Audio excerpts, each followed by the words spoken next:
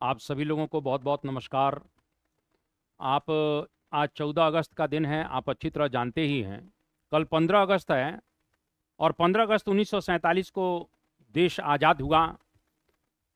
और भारत जब 15 अगस्त 1947 को आज़ाद होता है, लेकिन आज़ादी के साथ कहीं ना कहीं हमको गम भी मिला, क्योंकि देश का पार्टीशन हो रहा है। और देश का जब विभाजन हुआ धर्म के आधार पर, मैं बार बार इस बात को कहता रहता हूं कि भारत का विभाजन धर्म के आधार पर हो रहा है। हिंदुओं को हिंदुस्तान मिल रहा है और मुसलमानों को पाकिस्तान मिल रहा है। वो अलग बात है कि बंटवारे में कहीं ना कहीं सभी लोग, ना तो सब मुसलमान उधर जा पाए, ना सब हिंदू उधर से यहां आ पाए, वो एक अलग मैटर है। लेकिन देश का विभाजन जो हुआ था वो धर्म के आधार पर हुआ था। लेकिन मैं यह कहना चाहता हूं कि 15 अगस्त 1947 को विभाजन कहीं ना कहीं आजादी से पहले इस देश को विभाजन के नाम पर क्या क्या दंश झेलना पड़ा था, क्या त्रासदी हुई, क्या विभीषिका हुई, क्या घटनाक्रम हुए, मैं वह बताने के लिए कहीं कहीं आप लोगों के बीच में आया हूं। स्वाभाविक रूप से मैं ये बात कह सकता हूं कि निश्चित रूप से देश का पार्टीशन के लिए सिर्फ मुस्लिम लीग को ही जिम्मेदार नहीं ठहराया जा सकता, उसके लिए कांग्रेस भी जिम्मेदार थी। उसमें जहीं कहीं ना कहीं जो और छोटी मोटी पार्टियां थी, चाहे वो हिंदू महासभा के हों, वो भी जिम्मेदार थे। यानी एक प्रकार से सांप्रदायिकता का माहौल इस हिंदुस्तान में इस तरह से स्थापित कर दिया गया कि धर्म के नाम पर कहीं ना कहीं लाखों लोगों की हत्या की जा रही है, लाखों लोग कहीं ना कहीं बेघर हो रहे हैं। आज उसी विभाजन की त्रासदी पर मैं आप लोगों के बीच में इस क्लास को लेकर आया हूं। मैं क्रांतिकारियों की शहादत पर 2 लाइन जरूर कहूंगा और वहीं से अपनी इस क्लास को शुरू करूंगा कि भारत माता तेरे चरणों में हम शीश चढ़ाने आए हैं, है कफन का कपड़ा जेबों में कुछ कर दिखलाने आए हैं।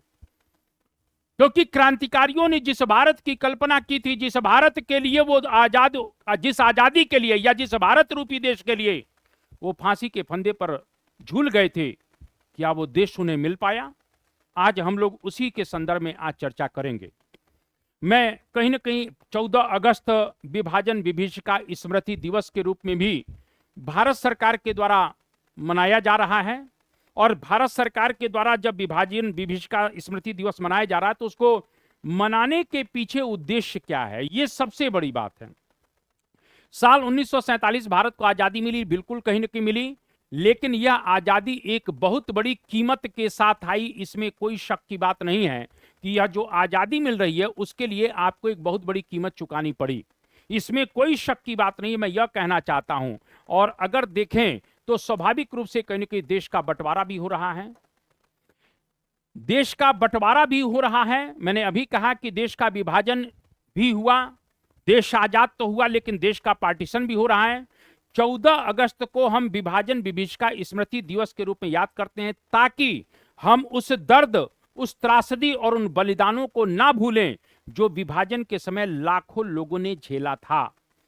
यानी इस क्लास को लाने के पीछे या इस बात को कहने के पीछे उद्देश्य यह है कि इतिहास से हमको एक शिक्षा लेना चाहिए, इतिहास से हमको सबक लेना चाहिए कि कहीं ना कहीं जो दर्द, जो त्रासदी, जो बलिदान कहीं ना कहीं हुए, वो दोबारा इस प्रकार के घटनाक्रम कहीं ना कहीं ना हो सके। इस प्रकार से उससे शिक्षा लेने की जरूरत है। इसके बाद अंग्रेजों ने भारत पर फूट डालो और राज करो, क्योंकि अंग्रेज, देखिए अंग्रेज हिंदुस्तान में जब आ रहे हैं तो उनका लक्ष्य यही है। उनका लक्ष्य क्या है? फूट डालो और राज करो की नीति, डिवाइड एंड रूल की नीति अंग्रेज है। हिंदू और मुसलमानों को आपस में लड़ाकर कहीं ना कहीं वो इस देश में सत्ता पर काबिज हो गए, इसमें कोई शक की बात नहीं है। और अंग्रेजों ने लगभग 200 वर्षों तक इस हिंदुस्तान में शासन किया, ये बात हम लोग बहुत अच्छी तरह जानते हैं।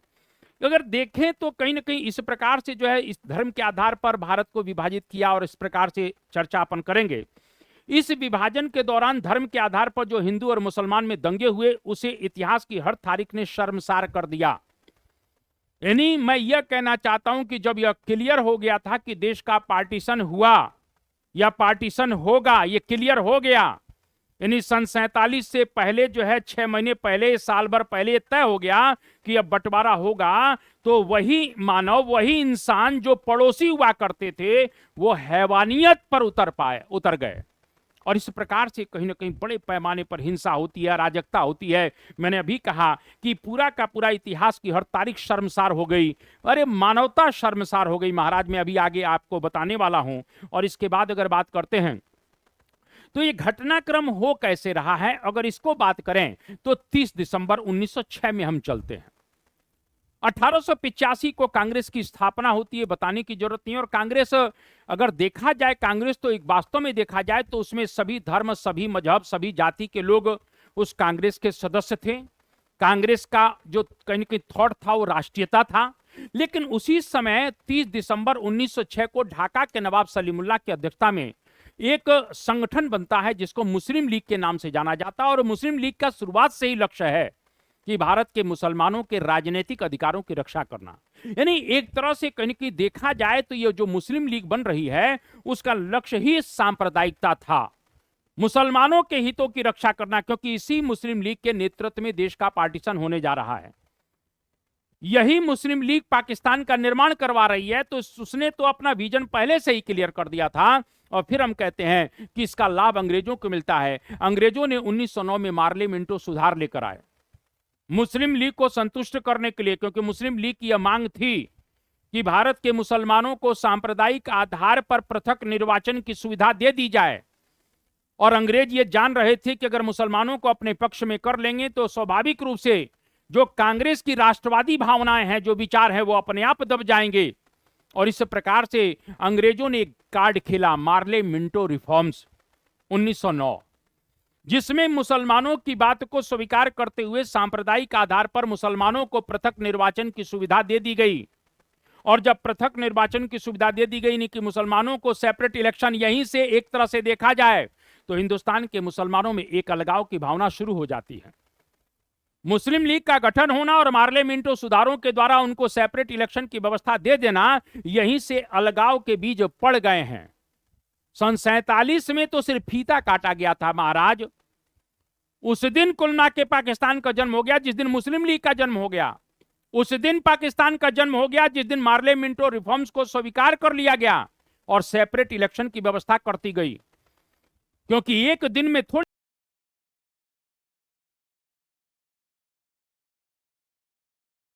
के बाद 1916 में जो लखनऊ अधिवेशन होता है और कांग्रेस और मुस्लिम लीग जब एक मंच पर आ जाते हैं तो कांग्रेस ने मुसलमानों के प्रति तुष्टीकरण की नीति चल दी है और लखनऊ पैक्ट कर दिया। और इस लखनऊ पैक्ट के द्वारा स्वयं कांग्रेस ने भी सांप्रदायिक आधार पर मुसलमानों के पृथक निर्वाचन की मांग को स्वीकार कर लिया। मैंने अभी तो कहा कि सिर्फ मुस्लिम लीग को जिम्मेदार थोड़ी ठहराया जा सकता है महाराज, कांग्रेस भी इसके लिए रिस्पॉन्सिबल है। लखनऊ पैक्ट कहीं ना कहीं कांग्रेस के इतिहास में नहीं, भारत के इतिहास में एक बहुत बड़ी राजनीतिक भूल माना जाता है। स्वयं आरसी मजूमदार साहब कह रहे हैं कि 1916 में जो आपने पाप किया, जो गलती की, उसकी सजा 30 वर्ष बाद कहीं ना कहीं आपको जो है 1947 में मिली। उसका फल आपको 1947 में मिला, क्योंकि आपने स्वयं कहीं ना कहीं एक प्रकार से देखें तो मुस्लिम लीग की सांप्रदायिकता के सामने तुष्टीकरण की नीति के कारण आप नतमस्तक हो गए, जिससे मुस्लिम लीग एक तरह से देखा जाए तो बलवती हो गई। जिन्ना अब मुस्लिम लीग का कहीं की कमांडर बन गया है, मुस्लिम लीग का लीड कर रहा है मुस्लिम लीग को। जिन्ना को लगा यार कुल मिला के हम तो कांग्रेस को जब चाहेंगे तब झुका लेंगे, और वही परिणाम हुआ कि कांग्रेस झुकती चली गई और कहीं ना कहीं पाकिस्तान की तरफ जो है एक प्रकार से हम लोग ना चाहते हुए भी पहुंच गए।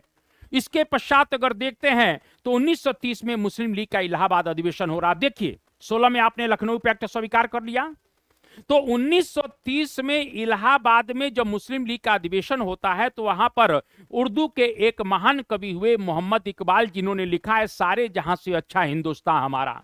अरे महाराज इकबाल साहब, जब इतना बढ़िया आप लिख रहे थे तो आपको कौन सी बीमारी लग गई थी कि आप यह बात बोल रहे हैं। अध्यक्षता करते हुए प्रसिद्ध उर्दू कवि इकबाल ने कहा कि मेरी इच्छा है कि पंजाब, उत्तर पश्चिम सीमा प्रांत, सिंध और बलूचिस्तान को मिलाकर एक राज्य बना दिया जाए। यानी उत्तर पश्चिम सीमा प्रांत, यानी ये नॉर्थ वेस्ट की बात करने लगा। ये इकबाल की बात करना चाहता हूं जो कह रहा है कि सारे जहां से अच्छा हिंदुस्तान हमारा। वह क्या कह रहा है कि पंजाब को, उत्तर पश्चिम सीमा प्रांत को, सिंध को और बलूचिस्तान को मिलाकर एक अलग राज्य बना दिया जाए। नहीं धर्म के आधार पर राज्य बनेगा, क्योंकि यहां मुस्लिम कुलना के बाहुल्यता थी। एक अलग राज्य बनाने की बात करता है। इकबाल ने भारत के अंदर के मुस्लिम राज्य की मांग कर दी। यानी मोहम्मद इकबाल 1930 के इलाहाबाद अधिवेशन में कहीं ना कहीं एक अलग मुस्लिम राज्य की मांग की बात कर देते हैं। और यहां पर कहीं ना कहीं थोड़ा सा और आगे मैं बढ़ना चाहता हूं तो कहीं ना कहीं इकबाल ने सर्वप्रथम पाकिस्तान की झलक दिखलाई है, सबसे पहले। क्योंकि इकबाल ने अध्यक्षता करते हुए इलाहाबाद में कहा था कि उत्तर पश्चिम सीमा प्रांत ही, यानी ये नॉर्थ वेस्ट वाला एरिया ही मुझे मुसलमानों की अंतिम नियति प्रतीत होती है। पाकिस्तान की झलक 1930 में इकबाल दिखा चुके हैं, मोहम्मद इकबाल दिखा चुके हैं। और उसके बाद अगर देखें तो 33 में कैम्ब्रिज का एक विद्यार्थी है चौधरी रहमत अली, और चौधरी रहमत अली ने एक पैम्फलेट जारी किया, नाउ और नेवर, अभी नहीं तो कभी नहीं। और इस नाउ और नेवर के नाम से पैम्फलेट जारी कर उसने कहीं ना कहीं पाकिस्तान शब्द को जन्म दे दिया। 1933 में पाकिस्तान शब्द का जन्म हो जाता है। पी से पंजाब बन जाता है, ए से अफगानिस्तान, के से कश्मीर, एस से सिंध और टीएन से बलूचिस्तान। इन सबको मिलाकर कहीं ना कहीं एक पाकिस्तान शब्द का जन्म यहीं पर हो जाता है। और जब पाकिस्तान शब्द का जन्म हो गया तो 1937 में थोड़ा चलना चाहता हूं। 1937 में कहीं ना कहीं चुनाव होते हैं, और 1937 में जब चुनाव हुए तो जिन्ना को लगा कि यार मुझे तो कुछ मिल ही नहीं रहा है। क्योंकि 1937 में ब्रिटिश भारत के जब 11 प्रांतों में चुनाव हुए तो 8 प्रांतों में तो कांग्रेस सरकार बना ले गई। जो मुस्लिम बाहुल्य क्षेत्र थे, चाहे पंजाब की बात करें, चाहे उत्तर पश्चिम सीमा प्रांत की बात करें, वहां पर भी, बंगाल की बात करें, वहां पर भी मुस्लिम लीग को सफलता नहीं मिली। जिन्ना को लगा यार मेरी जो स्ट्रेटजी है वो फेल हो रही है, क्योंकि भारत के मुसलमानों को ही तो लेकर मैं पाकिस्तान बनाना चाहता हूं। और 37 में कहीं ना कहीं जिन्ना की जब पराजय होती है, जिन्ना घबरा गया और जिन्ना को लगा अब कम्युनल पॉलिटिक्स ही मुझे करना चाहिए। और उसी पॉलिटिक्स के तहत अंततः 1940 में लाहौर में मोहम्मद अली जिन्ना की अध्यक्षता में मुस्लिम लीग का अधिवेशन होगा, और सर्वप्रथम मुस्लिम लीग के मंच से पहली बार पाकिस्तान के प्रस्ताव को पारित किया जाएगा। आप कहेंगे सर ये कहानी क्यों सुना रहे हैं? इसीलिए सुना रहा हूं कि पाकिस्तान का एक ही दिन में नहीं बन रहा है, और लोगों के दिमाग में अब भरा जाएगा कि हमको अलग पाकिस्तान बनाने के लिए साम दाम दंड भेद किसी भी नीति पर चलना है, कोई भी अंजाम तक जाना है, तभी ना पाकिस्तान का नाम निर्माण होगा। नॉन वायलेंस की थ्योरी से ना तो देश आजाद हुआ। देखिए हम एक बात आपको क्लियर कर दें, नॉन वायलेंस की थ्योरी से ना तो देश को आजादी मिली और ना ही कुल ना के देश का विभाजन रुक पाया। यह आप मान कर चलिएगा। मैं यहां पर यही बात आपको कहना चाहता हूं कि इस प्रकार से पाकिस्तान का जन्म हो चुका है। जिन्ना जो एक कुल ना के टॉप क्लास का लीडर बन चुका है मुस्लिम लीग का, पाकिस्तान का प्रस्ताव पारित कर दिया, और पाकिस्तान का प्रस्ताव पारित करते हुए उसने टू नेशन थ्योरी की बात कर दी। टू नेशन थ्योरी की बात कर दी। 23 मार्च 1943 को मुस्लिम लीग ने पाकिस्तान दिवस भी मना दिया, और अपने कराची अधिवेशन में डिवाइड एंड क्विट का नारा भी दे दिया। डिवाइड एंड क्विट, यानी जिन्ना ने डिवाइड एंड क्विट का नारा दे दिया, टू नेशन थ्योरी की बात कर दी। जिन्ना ने स्पष्ट कर दिया कि हमको अलग पाकिस्तान चाहिए। भारत के कुलना के कहीं यूपी और बिहार की तरफ चले जाइए महाराज, वहां देखिए क्या नारा चल रहा है, हाथ में लोटा मुंह में पान लेके रहेंगे पाकिस्तान। पूर्वी भारत में की बात करना चाहता हूं कि हाथ में लोटा मुंह में पान लेके रहेंगे पाकिस्तान। ये नारे चलने लगे। एक दिन में नारे थोड़ी जन्म ले रहे हैं, 40 के बाद ये नारे अब कुलना के जो मुस्लिम बाहुल्य क्षेत्र थे उनको लगा कि अब हमको पाकिस्तान बनाना है। और इसी के तर्ज पर कहीं न कहीं अंततः हिंदुस्तान में बड़े पैमाने पर दंगे हुए। अगर हम इस बात को थोड़ा सा और लेकर आगे बढ़ते हैं तो यहां पर देखें तो जुलाई 46 में बात करें, जुलाई 46 में जब संविधान सभा के चुनाव हो रहे हैं, भाई ये तय हो रहा था कि संविधान सभा बने, कैबिनेट मिशन प्लान के आधार पर संविधान सभा का निर्माण हो रहा है। तो संविधान सभा का जब निर्माण हो रहा था तो आप ये ध्यान रखिए कि 389 जो सीटें थी, इन 389 में करीब 212 सीटें, यानी 212 सीटें कुलना के कांग्रेस के पक्ष में आ गई, और यहां जो 78 सीटें कुलना के मुस्लिम लीग के पास थी उसमें 73 सीटें ही उन्हें मिल पाई। इस प्रकार से जिन्ना कहीं न कहीं संविधान सभा का बायकाट कर रहा है। चुनाव में भाग लेने के बाद भी जिन्ना ने बायकाट किया कि मैं संविधान सभा में नहीं बैठूंगा, मैं अपना एक अलग संविधान बनाऊंगा, मुझे पाकिस्तान चाहिए।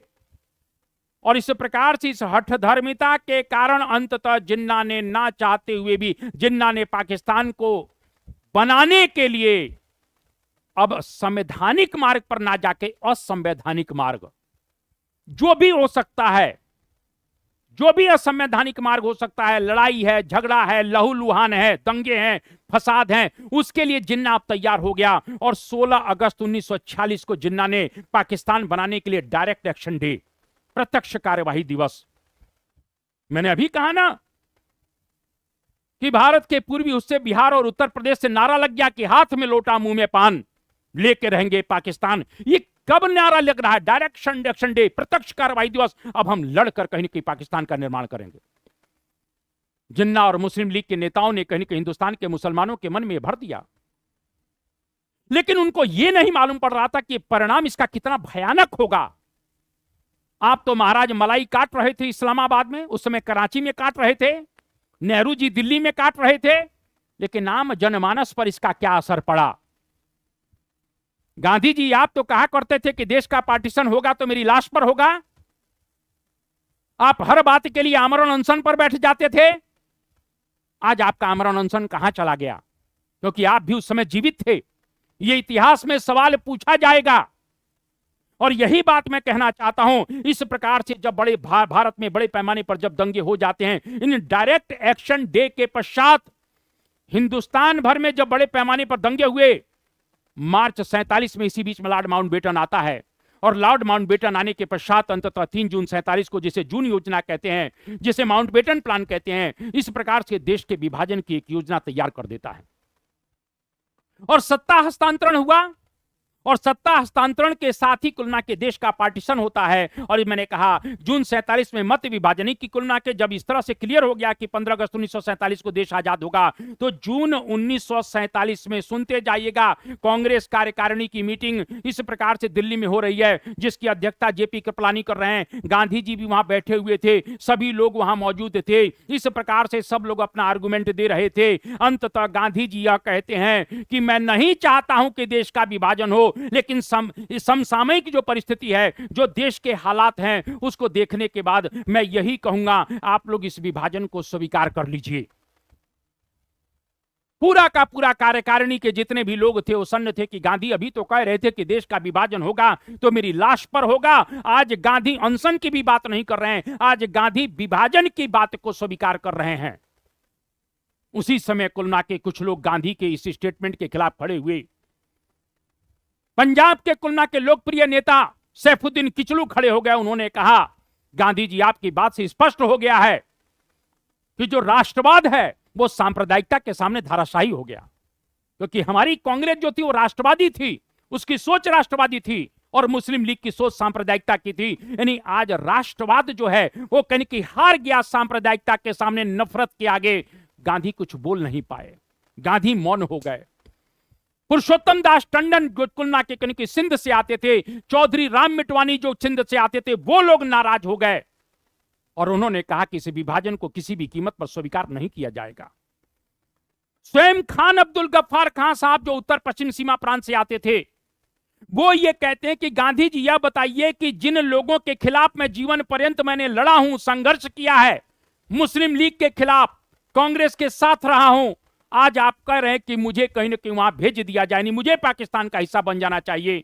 गांधी जी मैंने जीवन पर्यंत आपका साथ दिया, मेरी कुलमा के लाल कुर्ती जो संगठन है उसने आपका साथ दिया, लेकिन आपने मुझे और मेरे संगठन को भेड़ियों के आगे फेंक दिया, भेड़ियों के आगे फेंक दिया। इस प्रकार से मैं कहना चाहता हूं कि बहुत से लोग इस विभाजन के खिलाफ थे, लेकिन फिर भी कुलना के विभाजन का प्रस्ताव पारित हो जाता है। उसके पश्चात आगे बात करते हैं, आगे क्या हुआ। इस तरह से मुस्लिम लीग तो तैयारी थी, तो जिन्ना के नेतृत्व में विभाजन को स्वीकार कर लिया गया। 15 अगस्त देश की स्वतंत्रता का दिन तय हुआ। इसी दिन भारत का विभाजन हिंदुस्तान और पाकिस्तान 2 राष्ट्रों के रूप में कर दिया जाता है। और मैंने अभी कहा कि जब भारत स्वतंत्र हो रहा था, भारत कहीं न कहीं स्वतंत्र हो रहा था, भारत माता रो रही थी, भारत माता कुलना के प्रसन्न नहीं थी, भारत माता रो रही थी, क्योंकि स्वतंत्रता के नाम पर जो सांप्रदायिक दंगे हुए, महिलाओं और बच्चों पर जो अत्याचार हुआ, कहीं न कहीं जो धर्मांतरण जबरदस्ती हुए,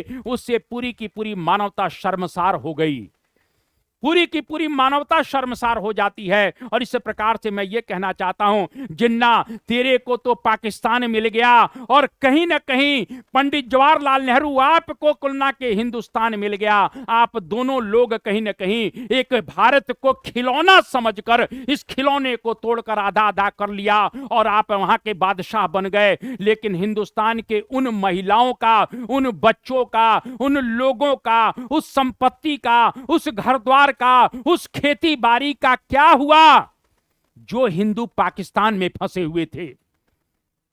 और या जो मुसलमान हिंदुस्तान में थे, वैसे आधे से ज्यादा 80% मुसलमान तो यहीं रह गए, क्योंकि कोई भी संपत्ति नहीं छोड़ना चाहेगा महाराज, कोई भी अपनी धन संपत्ति नहीं छोड़ना चाहेगा। यहां का वातावरण इतना सुखमय है कि कोई जाना भी नहीं चाहता था। हालांकि देखा जाए तो बंगाल, बिहार और कहीं न कहीं संयुक्त प्रांत के मुसलमानों ने ज्यादातर वोट जिन्ना के पक्ष में ही किया था, लेकिन गए नहीं। लेकिन सबसे बड़ा जो अत्याचार था कुलना के, वो हिंदुओं के ऊपर पाकिस्तान में था, जिनको सब कुछ लूटा देना पड़ा इस देश के कुलना के स्वतंत्रता और विभाजन के चक्कर में। यदि देश का विभाजन ही आप लोगों को करना था और आपको गद्दी का ही इतना लालच था, तो सबसे पहला काम पाकिस्तान से हिंदुओं को निकालना चाहिए और हिंदुस्तान से जो मुसलमान थे उनको पाकिस्तान भेजना चाहिए था, जिससे सभी सुरक्षित रह सकें। लेकिन यह काम आप लोगों ने नहीं किया, क्योंकि आपको तो जल्दबाजी गद्दी पर चढ़ने की थी महाराज। इतिहास कभी भी माफ नहीं करेगा, इस मुद्दे पर आपको कभी नहीं माफ करेगा। इस बात को ध्यान रखिएगा। अगर मैं कुछ आंकड़े लेकर आऊं तो इस प्रकार से 14 अगस्त को क्या होता है, किसी के लिए आजादी का दिन तो था, नेहरू के लिए आजादी का दिन था, जिन्ना के लिए आजादी का दिन था, तो किसी के लिए बिछड़ने का दिन था।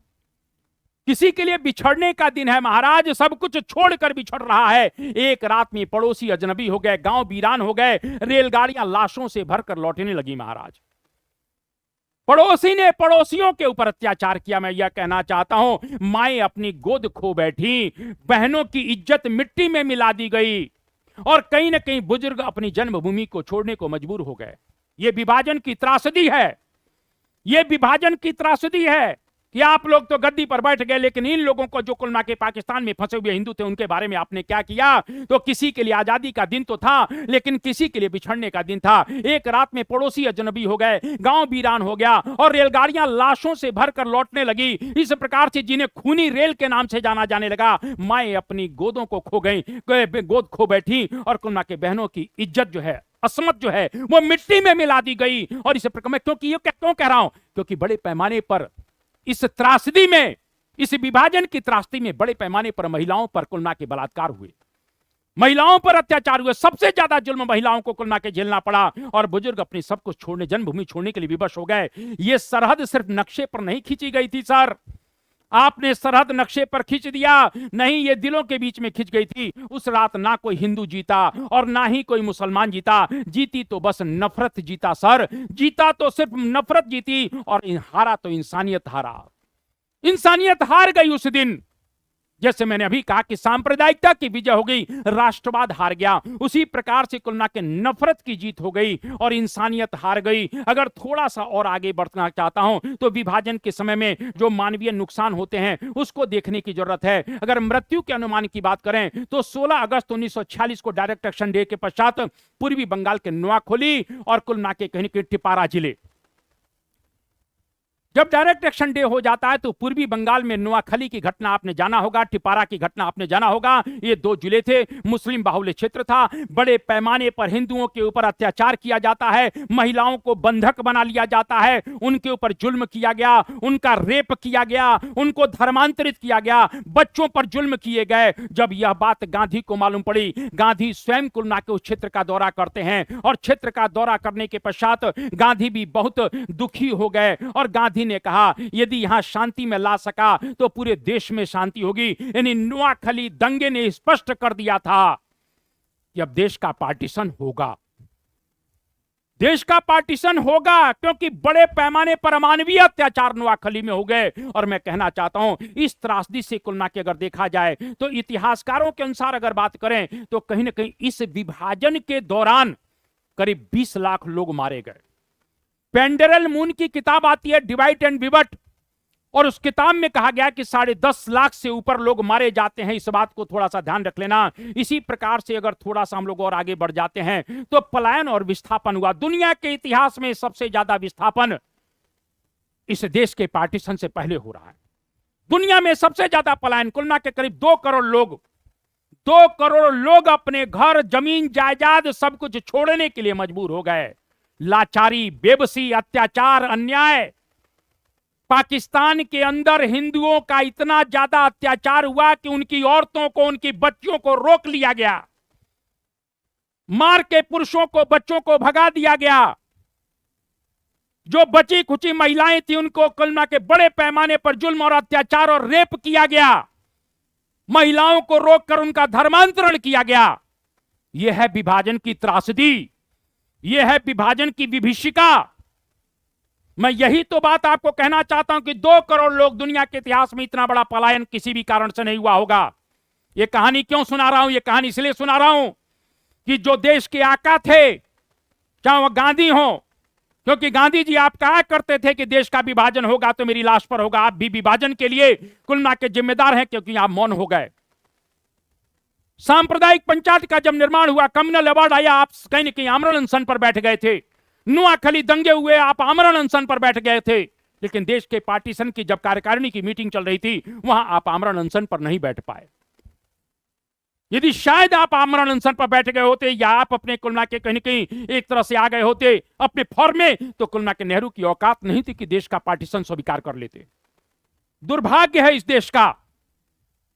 देश का विभाजन भी हुआ तो कायदे से नहीं हुआ, और उस विभाजन के पीछे त्रासदी कितनी भयानक थी यह बताने की जरूरत नहीं है। मैंने अभी कहा करीब 2 करोड़ से लोग जो है कुलना के अधिक पलायन करने के लिए मजबूर हो गए। आगे बढ़ जाते हैं। इसी प्रकार से कहीं कि इतना बड़ा पलायन कहीं भी, महिलाओं की बात अगर करते हैं, इस विभाजन, इस त्रासदी। अब यह बताइए कि इन महिलाओं को देश की आजादी का क्या स्वाद मिला होगा महाराज? इन महिलाओं को गांधी, नेहरू जी आप तो कुलना के लाल किला पर तिरंगा खींच रहे थे, लेकिन इस आजादी का स्वाद इनको कैसे मिला? इन आजादी का स्वाद इनको यह मिला कि पाकिस्तान में 75,000 से 1 लाख महिलाओं का अपहरण किया गया। यह इनको स्वाद मिल रहा है आपकी गलती के कारण। 1 लाख महिलाओं का अपहरण करता, उनका रेप किया जाता, जबरन धर्म परिवर्तन किया गया। महिलाओं पर सबसे भयानक जुल्म कहीं ना कहीं पाकिस्तान में किए गए।